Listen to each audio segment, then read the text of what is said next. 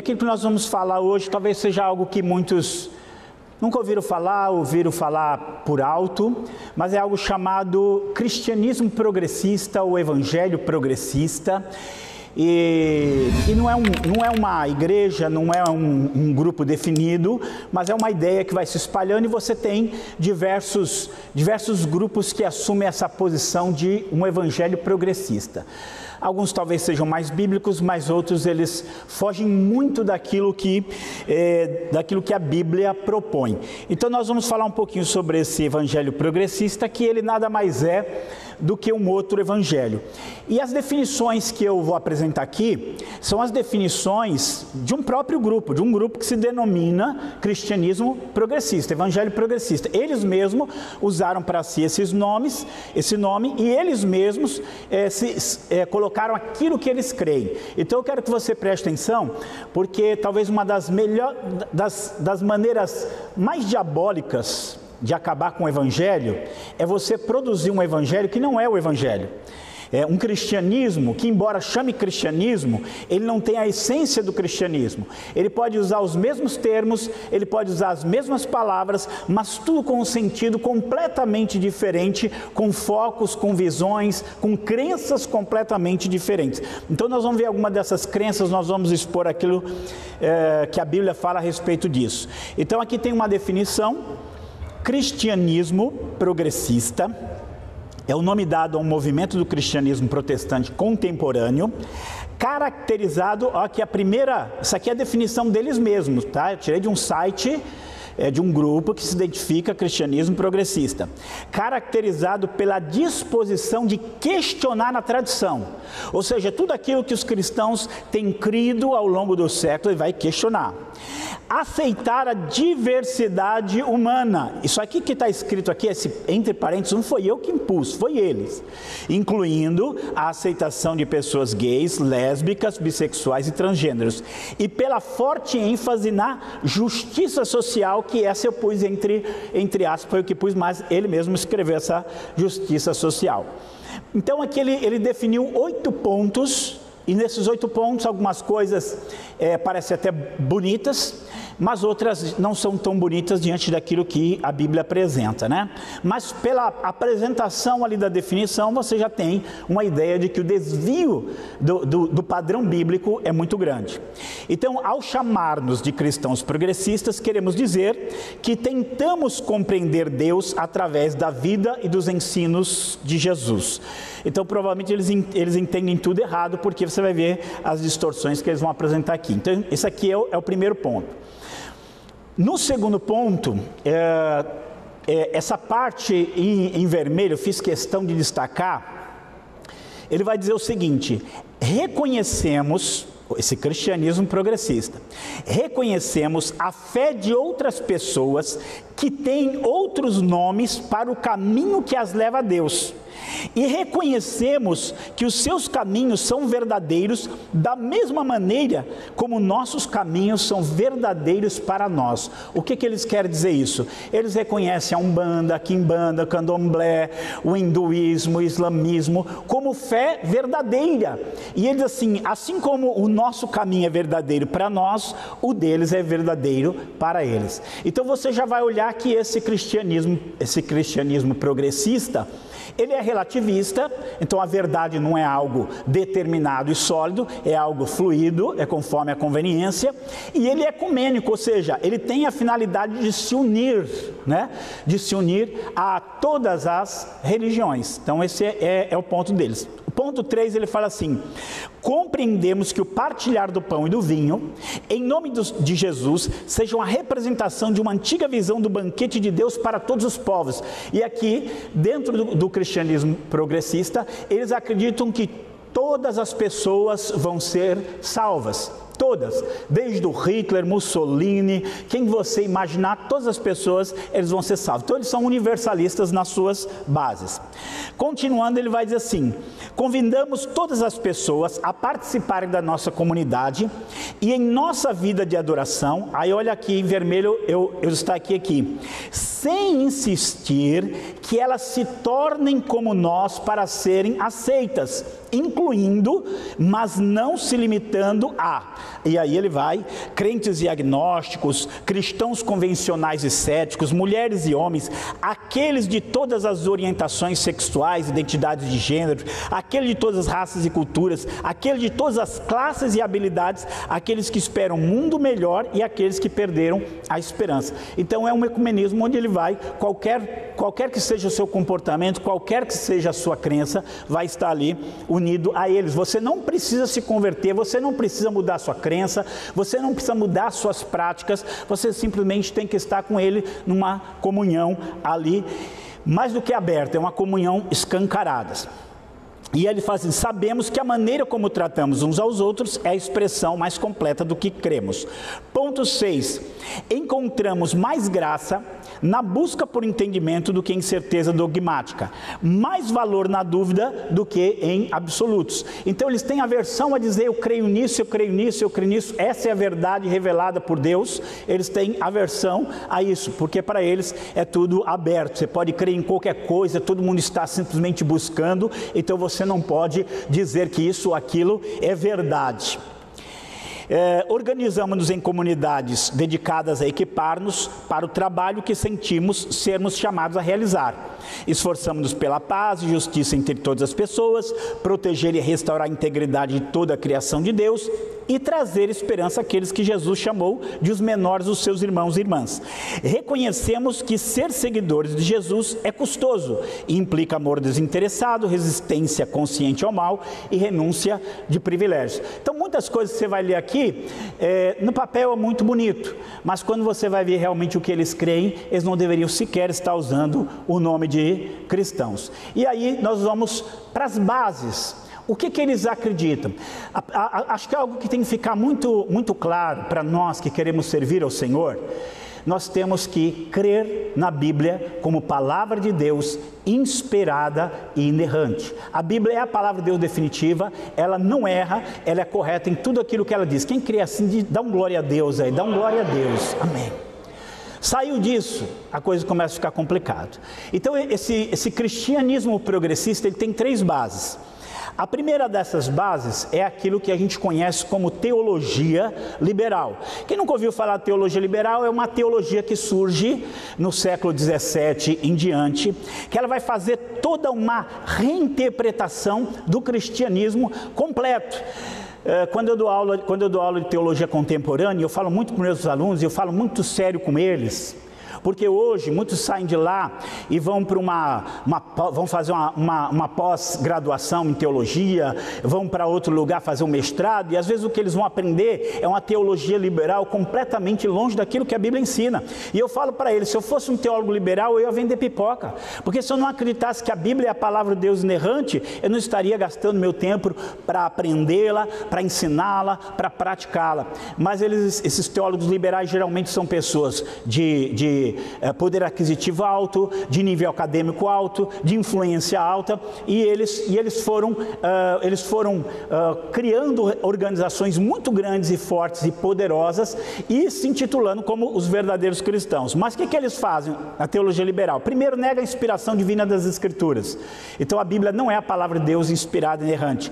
Negam a divindade de Cristo, negam a exclusividade de salvação através de Jesus Cristo, porque o que eles ensinam é universalismo. Todas as pessoas vão ser salvas, inclusive em outras religiões. Inclusive, para alguns serão salvos até os ateus. Se o ateu for sincero, vai ser salvo também.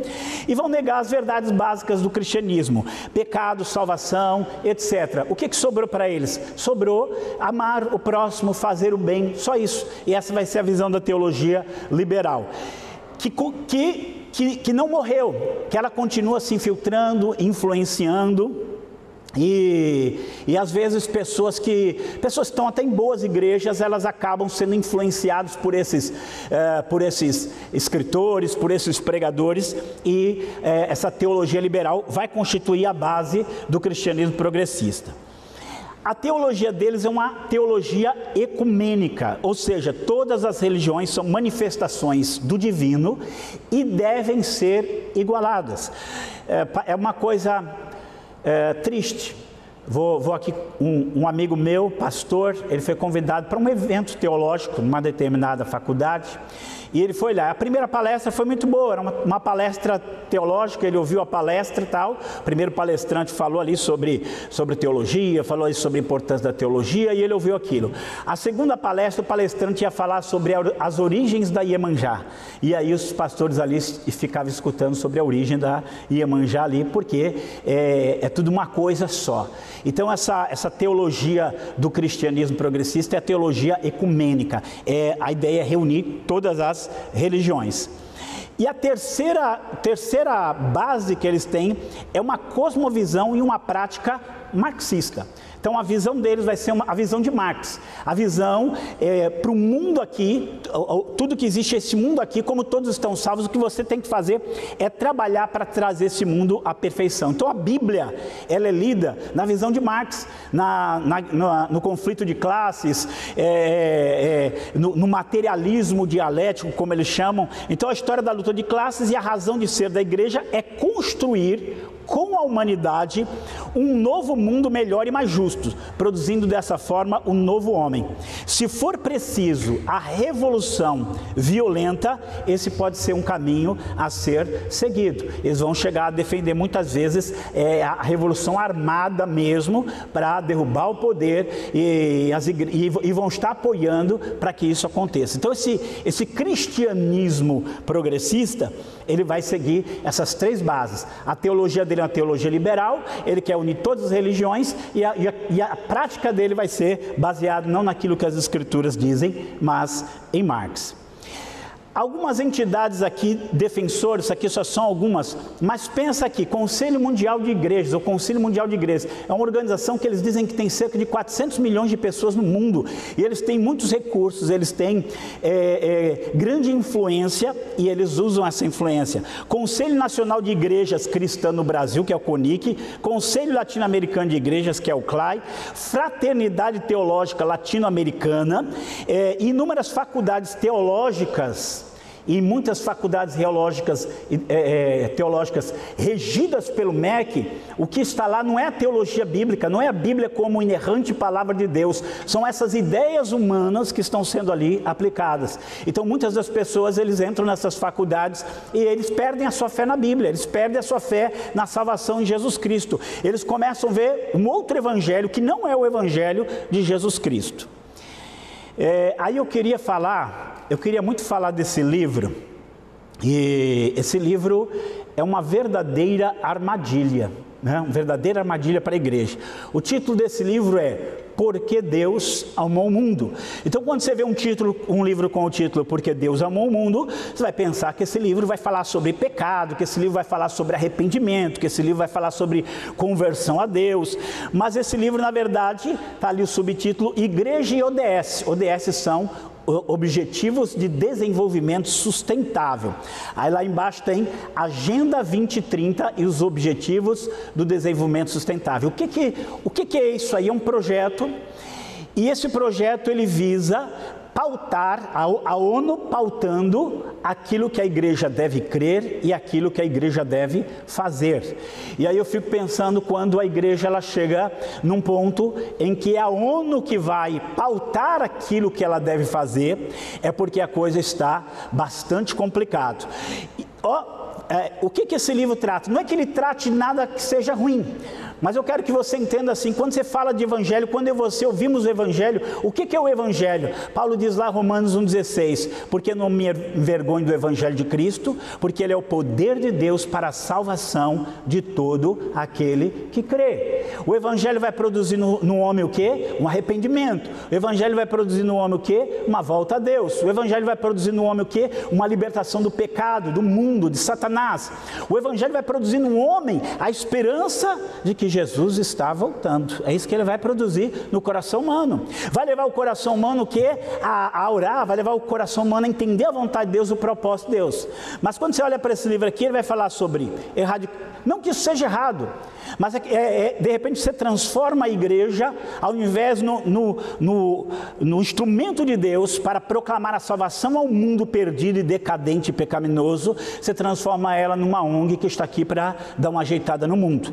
Então o livro vai falar sobre erradicação da pobreza, fome zero, saúde e bem-estar, educação, igualdade de gênero, água potável, energia limpa, trabalho decente, indústria, redução de desigualdades, cidades e comunidades sustentáveis, consumo e produção sustentáveis, ação contra a mudança global do clima, vida na água, vida terrestre, paz, justiça, instituições eficazes. E você olha essas coisas e você não vê aí nada que realmente seja essencial ao Evangelho de Cristo. Agora, o problema não é esse. O problema é aquilo que vem embutido dentro desse livro. Uma das pessoas com quem eu debati sobre o livro, ele falou assim que esse livro é um verdadeiro cavalo de Troia para a igreja.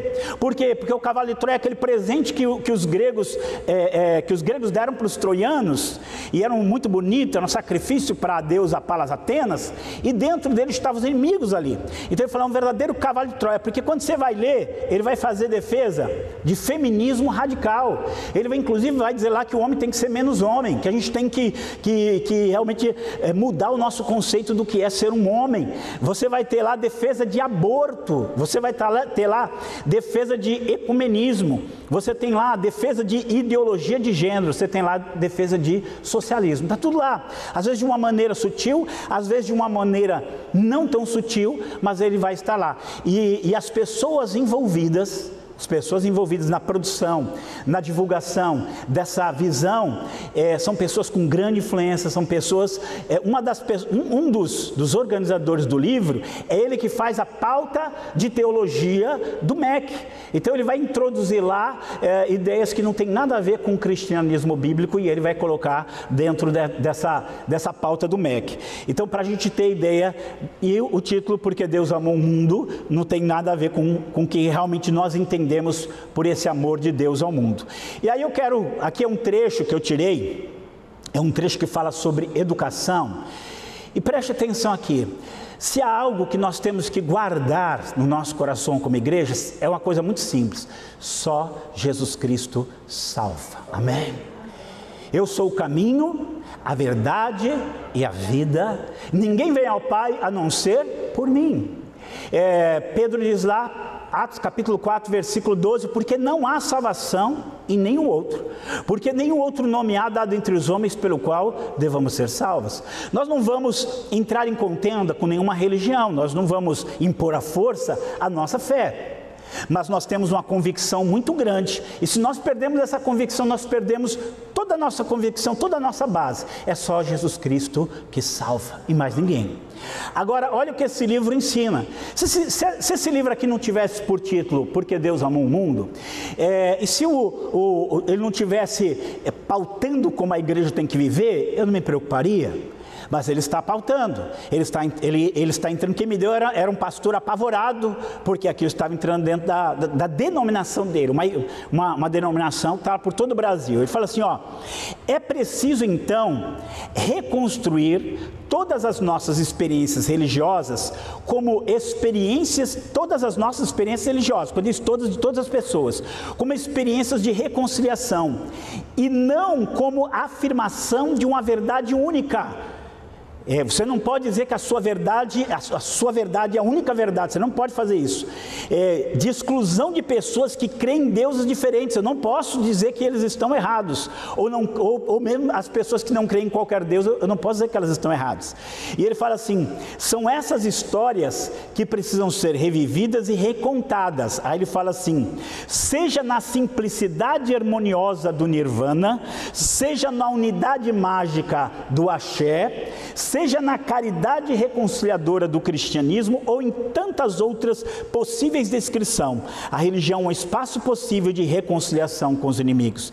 Então ele sugere aqui uma unidade entre as religiões. É isso que ele está aqui propondo, a negação de que haja uma verdade única que seja salvadora. Me desculpe, mas só existe uma salvação, é Jesus Cristo. Amém? Nenhuma outra, nenhuma.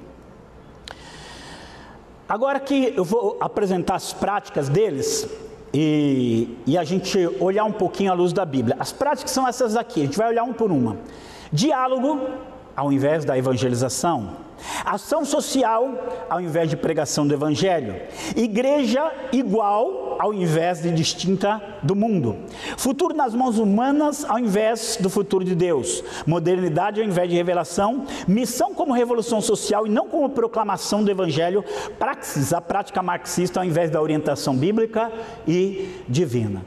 Então, quando você olha para a maneira como eles vivem, a maneira como eles procedem, aquilo que eles estão instituindo, não tem nada a ver com a Bíblia. Eles podem usar as mesmas palavras, eles podem usar às vezes os mesmos termos, mas eles têm visões completamente diferentes daquela que nós conhecemos e recebemos na Bíblia Sagrada. Primeiro, diálogo ao invés da evangelização. O que é isso, né? O que é isso? Eu não vou evangelizar ninguém. Eu não estou ali para chamar ninguém para conversão. Eu vou apenas ver o que o islâmico crê e ficar em paz com ele. Ver o que o hindu crê e ficar em paz com ele. A gente fica muito chocado. Eu conheci um rapaz, ele havia estudado lá no Vale da Benção, tinha sido aluno lá. Um dia conversando com ele, eu falei assim, eu tenho um trabalho de evangelização de grupos religiosos. Eu falei assim, ele falou assim, tá, mas eu não me interesso por isso. Mas por que não?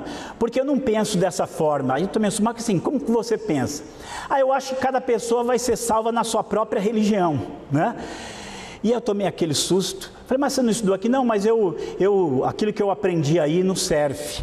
Eu hoje respeito todas as religiões e eu creio que qualquer pessoa pode ser salva em qualquer religião. Falei, então o que você fala para ele? Eu falo para ele ter esperança.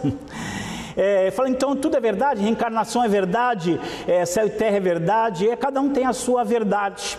Então a gente começa a olhar esse relativismo e você nunca vai encontrar nesse cristianismo progressivo um desejo de levar o outro à conversão, à fé em Cristo. Por quê? Porque ele é ecumênico e acredita que a salvação é possível em qualquer confissão religiosa.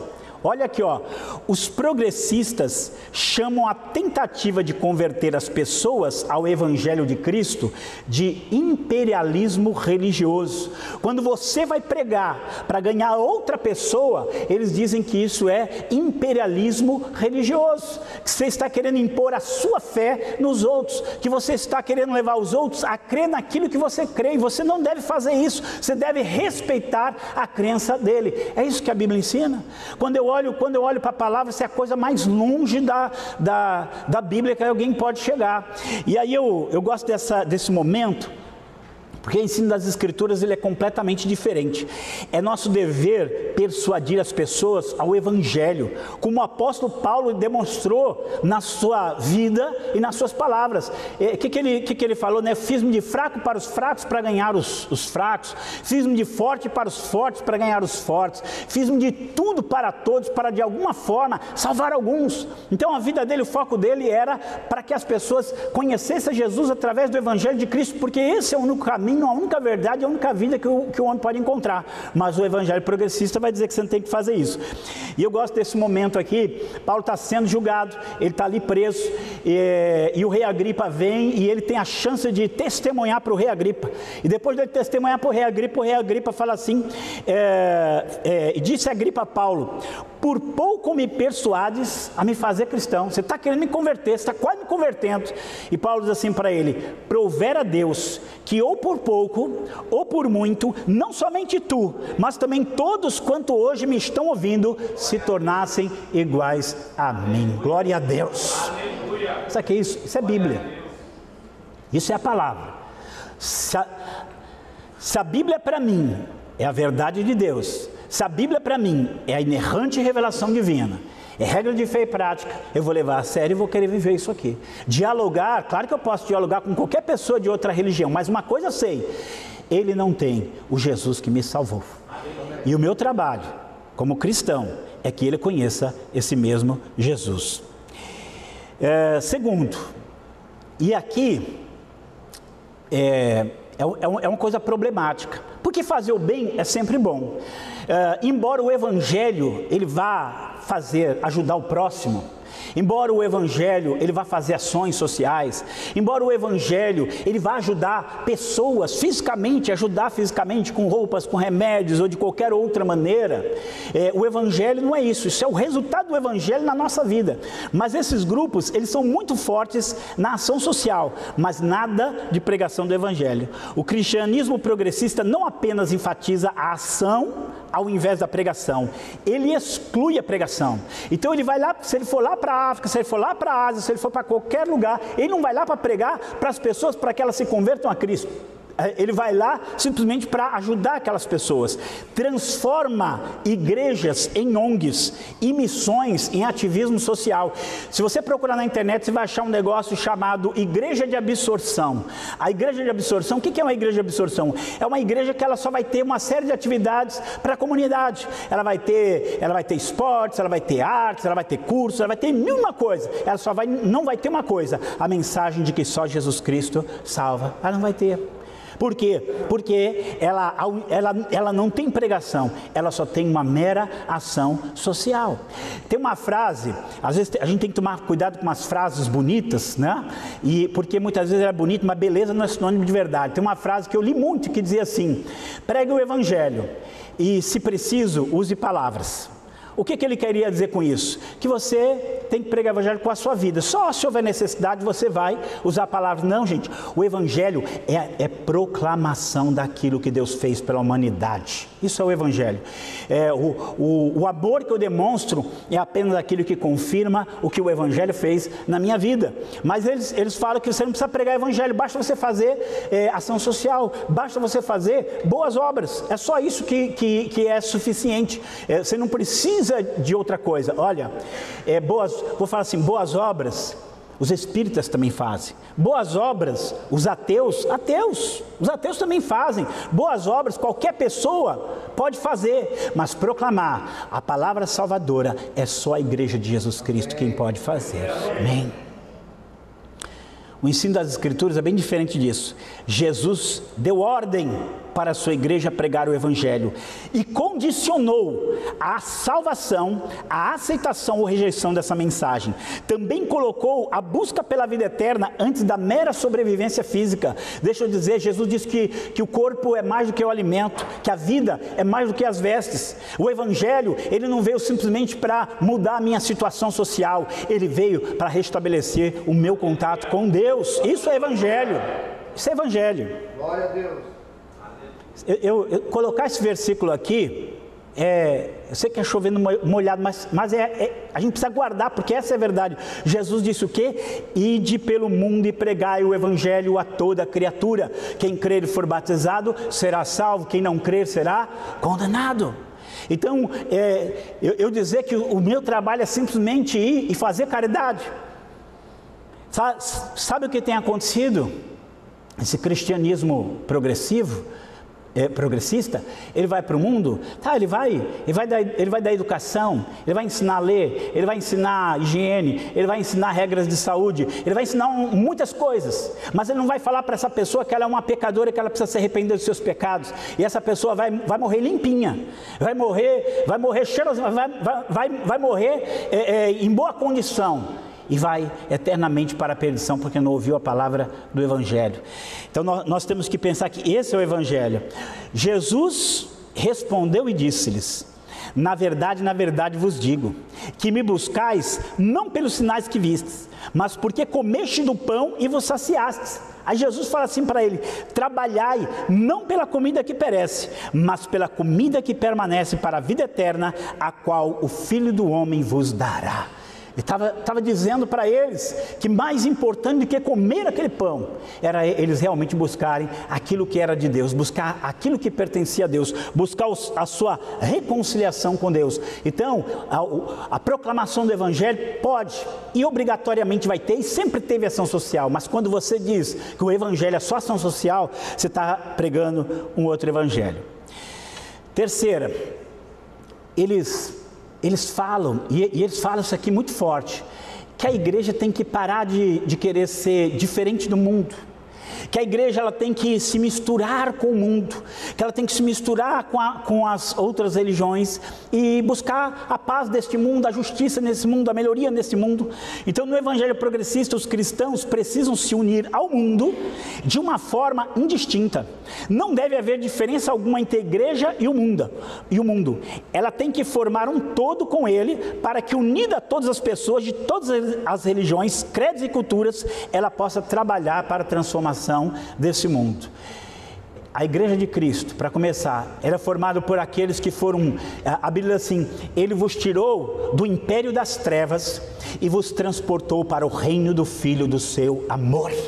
A igreja é um grupo de pessoas distintas nesse mundo, que foram lavadas e remidas pelo sangue de Jesus e que se tornaram a habitação do Espírito Santo de Deus. Ela não pode, ela não deve, ela não é igual ao mundo. E aí, o ensino das Escrituras vai ser algo completamente diferente. O contraste entre igreja e mundo é muito claro nas Escrituras. A igreja torna-se igual ao mundo, é a mesma coisa que o sal perdendo o seu sabor. O que Jesus disse? Vós sois o sal da terra. Se o sal perder o seu sabor, ele não serve para mais nada. Ele só serve para ser jogado fora e pisado pelos homens.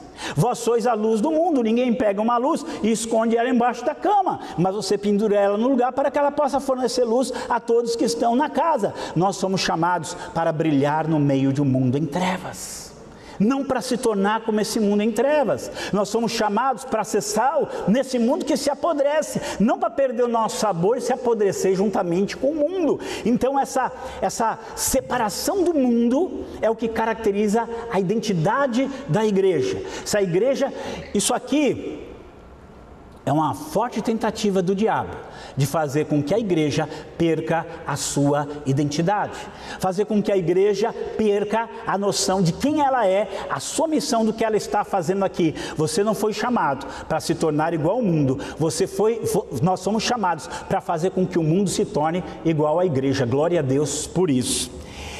E aqui, olha o que Pedro diz: mas vós sois geração eleita, sacerdócio real, nação santa, povo adquirido, para que anuncieis as virtudes daquele que vos chamou das trevas para a sua maravilhosa luz. Glória a Deus.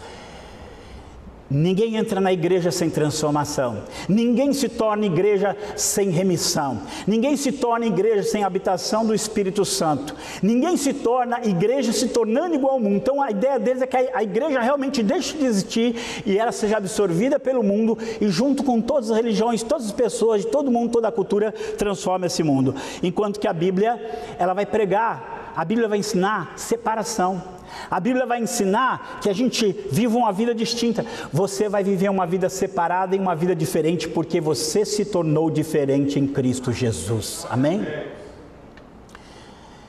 Eu gosto de dizer que a Bíblia divide a humanidade em dois grupos. E a diferença entre esses dois grupos é de uma letra. Então, no mundo existe aqueles que estão em Cristo e aqueles que estão sem Cristo. Aqueles que estão em Cristo e aqueles que estão sem Cristo. Nós, igreja de Jesus, nós somos aqueles que estão em Cristo. Amém?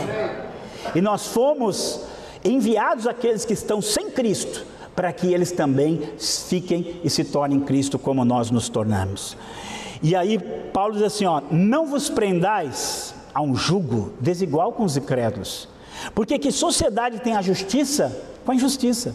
Que comunhão tem a luz com as trevas? E que concórdia há entre Cristo e Belial? Ou que parte tem o fiel com o infiel? E que consenso tem o templo de Deus com os ídolos? Porque vós sois o templo do Deus vivente, como Deus disse: neles habitarei, entre eles andarei, e eu serei o seu Deus, e eles serão o meu povo. Pelo que saí do meio deles e apartai-vos, diz o Senhor, não toqueis em nada imundo, e eu vos receberei, e eu serei para vós pai, e vós sereis para mim filhos e filhas, diz o Senhor Todo-Poderoso. Glória a Deus. Distinção, separação. consciência de que aquilo que Deus fez em nós foi algo muito especial e que o nosso trabalho, a nossa tarefa é levar essa proclamação para que o mundo também possa verdadeiramente ser reconciliados com Deus em Cristo Jesus. E aí um outro ponto, a visão marxista, Deus não existe. Na visão ateísta, Deus não existe. Então esse mundo tem que ser transformado e tem que ser mudado pelo próprio homem. E dentro da visão deles, o homem tem poder para tornar este mundo um mundo perfeito. E é tudo que ele tem que fazer, é melhorar esse mundo dentro das noções que ele acha que é melhorar esse mundo. Então, com sua ênfase humanista, o cristianismo progressista acredita que seu papel é trabalhar por um mundo melhor, que não virá com algum tipo de interferência divina na história, mas com uma ação do próprio homem, que através do seu esforço criará uma sociedade perfeita. Dentre as muitas verdades bíblicas, que são essenciais, é essencial a verdade bíblica de que um dia Deus se tornou homem em Cristo Jesus. É essencial a verdade bíblica de que este Deus se tornou homem em Cristo Jesus, morreu na cruz e levou os nossos pecados. É essencial a verdade bíblica de que esse que morreu pelos nossos pecados, ele ressuscitou dentre os mortos no terceiro dia, glória a Deus. E é essencial que ele subiu aos céus e ele está sentado à direita do Deus Pai Todo-Poderoso, glória a Deus.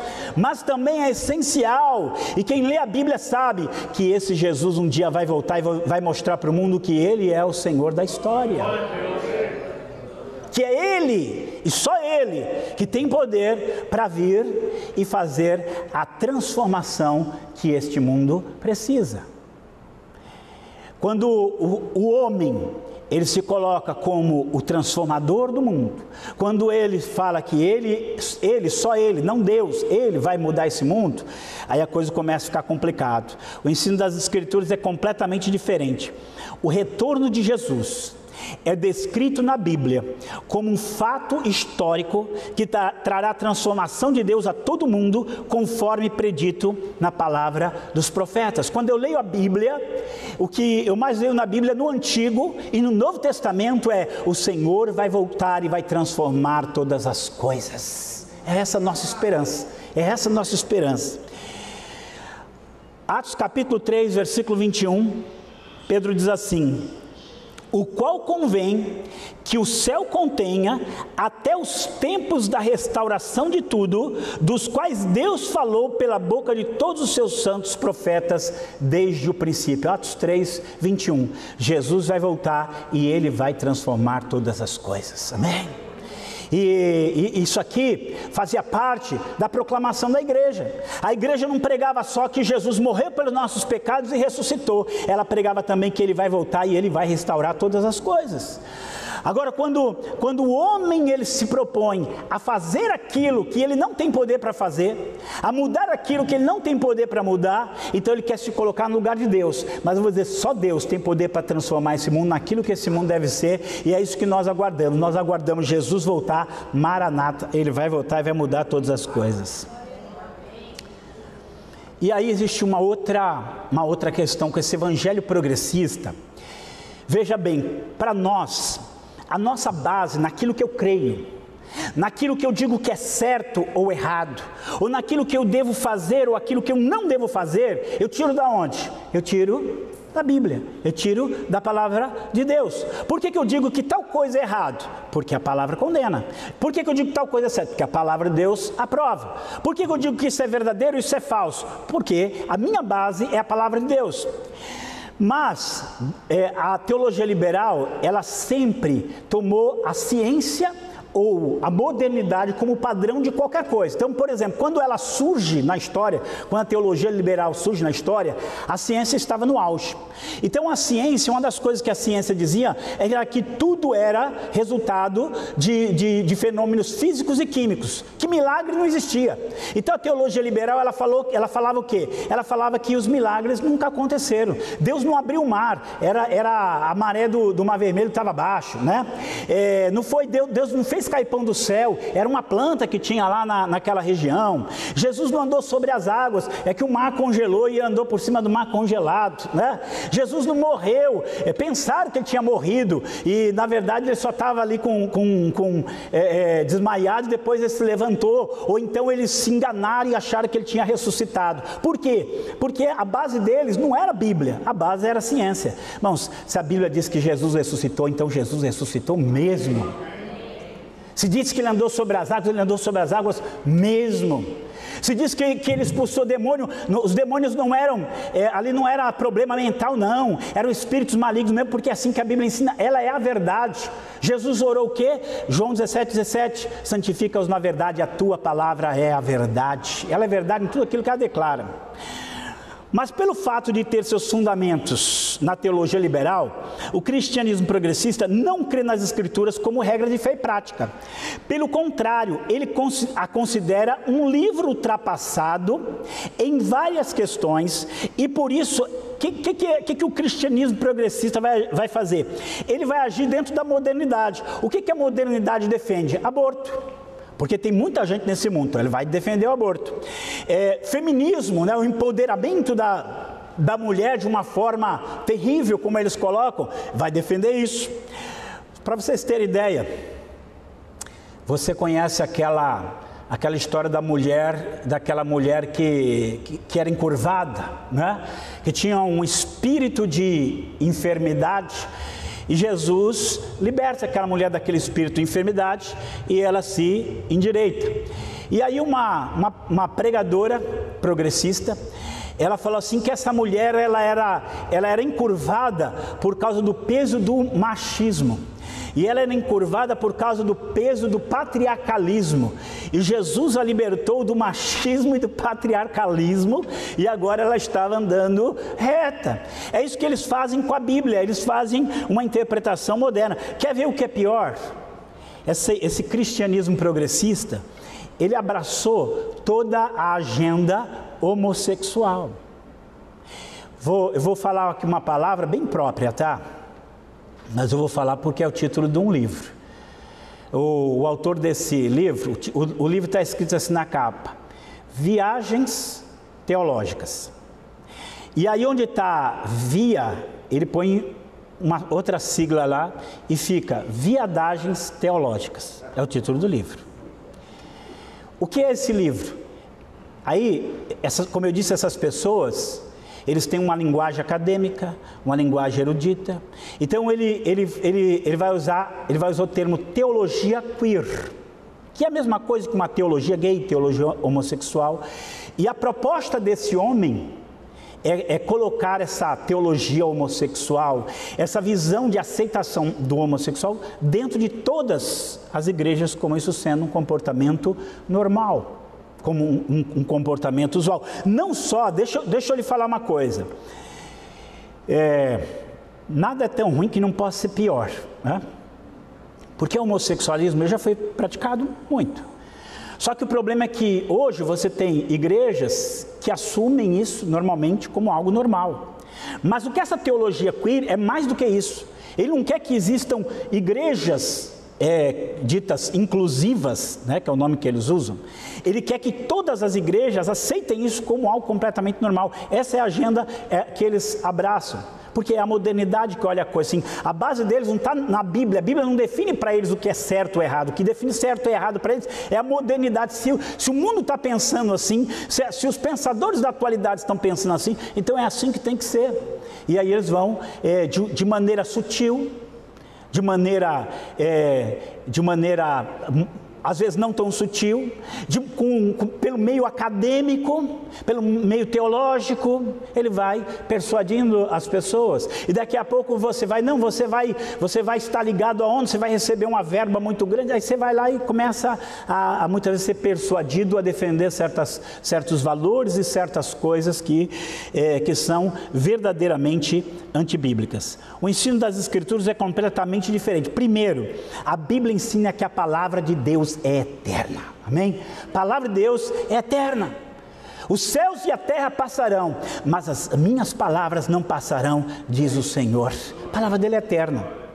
E seus princípios são válidos para qualquer época e para qualquer lugar. Ela é o padrão pelo qual os homens devem desenvolver seus pensamentos, conceitos e atitudes. Jesus disse o quê? Se alguém não quiser receber a minha palavra, eu não julgo, mas a minha palavra vai julgá-lo no último dia. Então a palavra dele vai ser o padrão pelo qual os homens serão avaliados lá na eternidade. Olha o que Paulo quando ele está indo lá para Jerusalém, ele sabe que ele vai ser preso, ele se reúne com as autoridades ali de Éfeso, e ele diz assim, ó: agora, pois, irmãos, encomendo-vos a Deus e a palavra da sua graça, a Ele que é poderoso para vos edificar e dar herança entre todos os santificados. Vocês vão ficar neste mundo aos cuidados de Deus e aos cuidados da sua palavra. É isso que é a palavra de Deus para nós. Quando Deus entregou a palavra ao povo de Israel, ele disse assim: essa palavra que eu vos dei não é para vós uma coisa vã, antes é a vossa vida. Glória a Deus, é isso que ela é. Então, nós estamos numa época que essa vai ser a divisão. Aquelas igrejas, aqueles líderes, aqueles crentes que entendem que a palavra de Deus é o nosso padrão e a nossa regra, e aqueles crentes que vão de alguma maneira entender que um pouquinho da Bíblia às vezes é bom, mas não é ela toda, a autoridade também está na ciência, nos discursos humanos, no academicismo.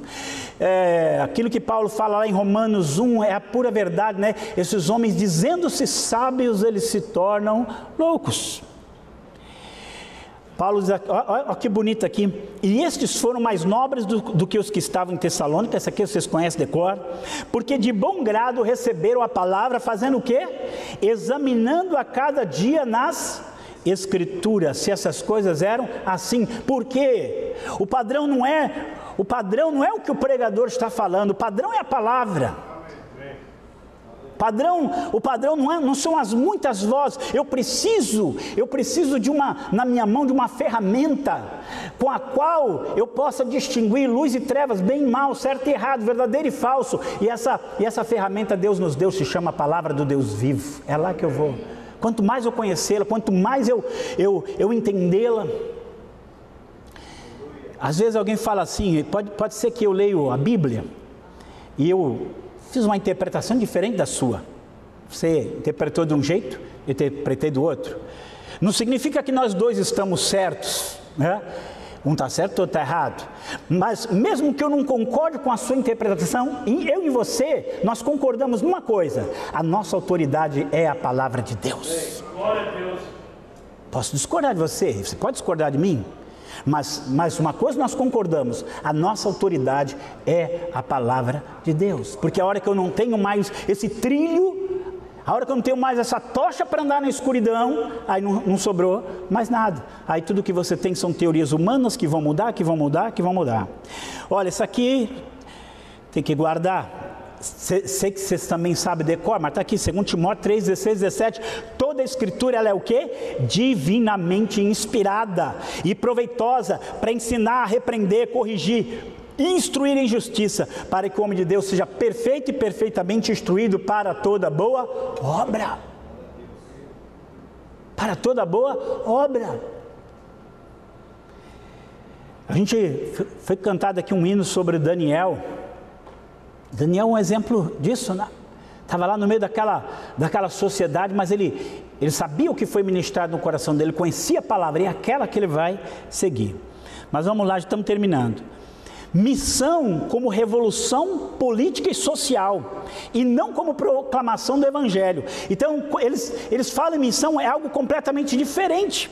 Tendo rejeitado o aspecto espiritual do Evangelho e ignorado a relação dos indivíduos com Deus, o que restou ao cristianismo progressista foi este mundo. Então toda a sua atividade está voltada para ações políticas e sociais. Eles não estimulam a ida a outros povos para que o Evangelho seja pregado. Tudo o que lhes resta fazer é modificar as estruturas econômicas, sociais e políticas a fim de produzir um mundo mais justo e solidário. Eles não vão se preocupar em proclamar que o budista abandone os seus falsos deuses, que o hinduísta pare de adorar a vaca, o rato, o macaco. Ele não está preocupado com isso, ele quer mudar as estruturas sociais. Desculpe, a Bíblia fala que conversão é sair dos ídolos falsos e se converter ao Deus vivo e verdadeiro. É isso que a Bíblia ensina. Mas para eles, o que eles vão... O Conselho Mundial de Igrejas chegou a pegar dinheiro, doar dinheiro para grupos guerrilheiros comprar armas, para matar pessoas e fazer a revolução armada, para você ter essa ideia. O ensino das Escrituras é completamente diferente. Nas Escrituras, a escravidão que prende o homem é o seu pecado, que se manifesta de diversas maneiras. E ele precisa ser liberto dessa escravidão através da verdade do Evangelho, que é Jesus. É isso que a Bíblia ensina. É ou não é isso que a Bíblia ensina? Essa aqui são palavras que a gente conhece, mas diante dos enganos que vão surgindo, elas vão se tornando mais importantes. Quanto mais o mundo escurece, mais eu preciso da luz da palavra na minha vida. Jesus dizia, pois, aos judeus que criam nele: se vós permanecesse na minha palavra, verdadeiramente sereis meus discípulos, e conhecereis a verdade, e a verdade vos libertará.